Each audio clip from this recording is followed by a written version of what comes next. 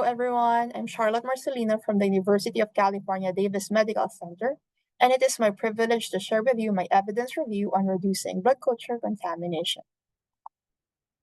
Why did I conduct an evidence review on this subject? This is because initiatives on reducing blood culture contamination have gained a lot of interest due to its impacts. However, the majority of the available articles pertain to interventions on peripheral sources, and measures addressing central devices were limited. As for the method, this review followed steps 0 to 3 of the evidence-based practice framework developed by Melnick and Feinout overhauled in 2023. Step 0 asks to state the problem or clinical inquiry. Interventions to reduce blood culture contamination from peripheral sources are ubiquitous, but scarce information can be gathered in the case of central devices.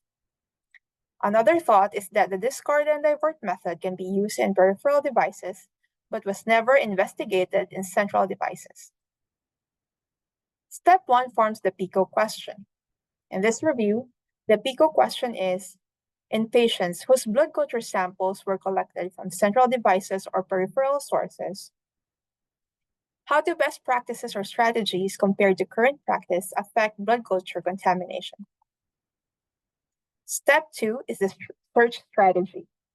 An exhaustive search using key terms in various databases yielded to 177 articles.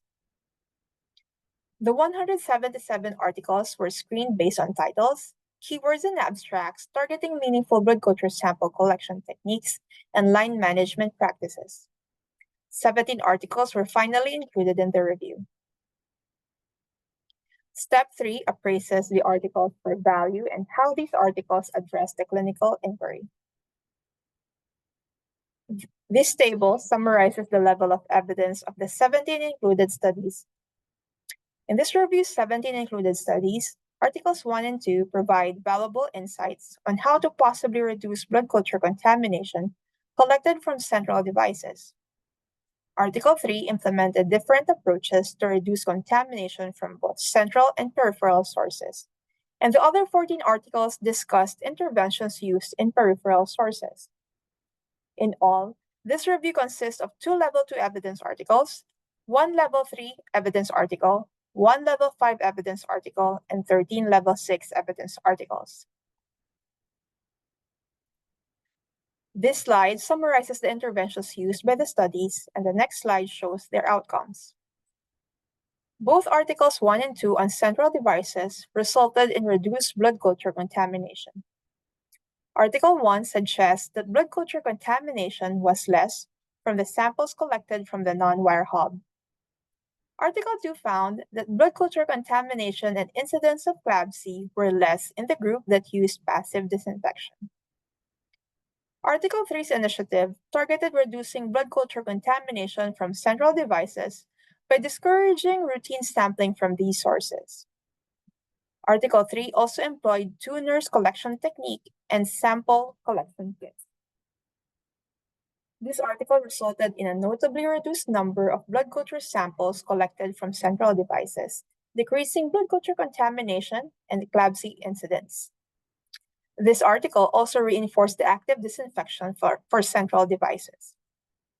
Article 3 at the same time also reduced blood culture contamination from peripheral sources after reinforcing education on aseptic technique for phlebotomists and venipuncture procedures for intravenous therapy teams. The review done by Article 6 found that blood culture contamination was reduced with phlebotomy teams, but was not affected by the use of sample collection kits. Monitoring and feedback were found to be effective in reducing blood culture contamination by Article 16. Frequent education was also used in Article 13 study, which resulted in less blood culture contamination rate. The diversion technique was found effective in reducing contamination from peripheral sources. 9 articles performed initial specimen diversion using a device. Alternatively, 4 articles used a blood sample collection tube to divert the initial specimen. 3 studies indicate the use of education and feedback interventions having positive turnout in the blood culture contamination rate. Article 3 underscores the educational content. Article 13 highlights the frequency of education. And Article 16 accentuates the importance of monitoring and feedback and in impacting the practice of blood culture sample collection. This slide displays the outcomes of the interventions presented on the previous slide. The text in green indicates a favorable outcome. For example, the first outcome listed is the blood culture contamination rate, which most of the studies reported in percentage reduction, which is the positive outcome in this case. Other outcomes these articles reported are CLABSI, admission disposition, length of stay, vancomycin therapy days, vancomycin serum concentration, and hospital costs. What did this evidence review find? This evidence review determines that sufficient evidence is not yet available to endorse any recommendation to reduce central device blood culture contamination, while the diversion technique was effective in decreasing blood culture contamination from peripheral sources. It is worth noting that Articles 1 to 3 offer recommendations to use the non-wire hub for sample collection and active and passive disinfection in central device insertion and access to reduce contamination. Central devices were found by a study in 2017 to have a high incidence of contamination. This supports Article 3's initiative to implement a policy to prohibit blood culture collection from central devices.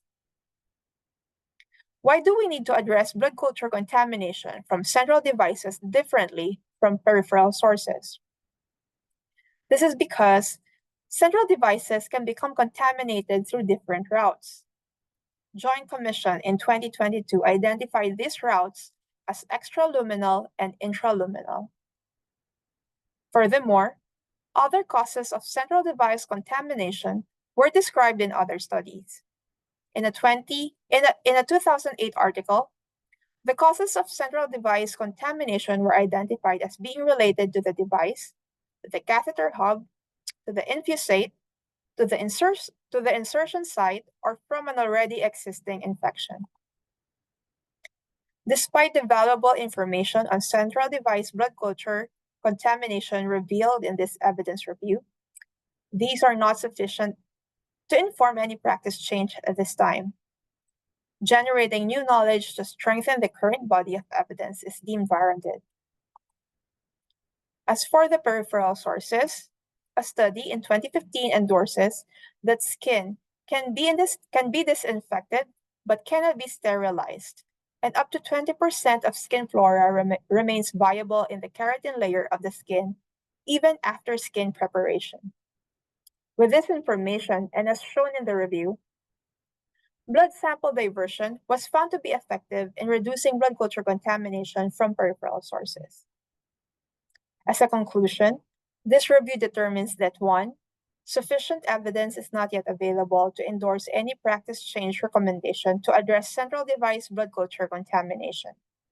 And 2, that diversion technique is effective in decreasing blood culture contamination from peripheral sources.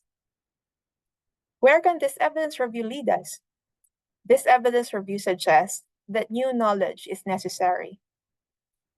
Future research opportunities that could be explored include contamination reduction in the context of central device routes and causes, and whether the diversion technique is viable in blood culture sampling from central devices. While we wait for more compelling evidence, one actionable measure we can implement is to ensure that blood culture collection from central devices should be discouraged, unless when truly indicated. This review's last recommendation is that diversion technique would be implemented to reduce blood culture contamination from peripheral sources.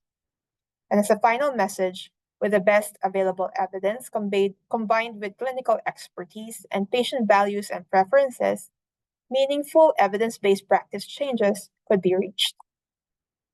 Here is the list of the references I used in this presentation.